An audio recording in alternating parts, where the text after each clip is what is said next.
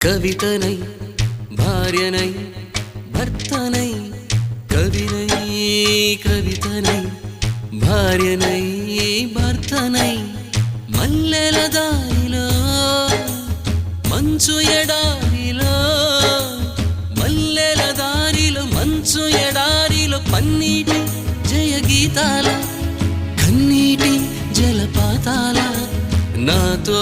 నేను అనుగమిస్తూ నాతో నేనే రమిస్తూ ఒంటరినై అనవరతం కంటున్నాను నిరంతరం కలల్ని కథల్ని మాటల్ని పాటల్ని రంగుల్ని రంగవల్లుల్ని కావ్య కన్యల్ని ఆడపిల్లల్ని జగమంత కుటుంబం నాది ఏకాకి జీవితం నాది.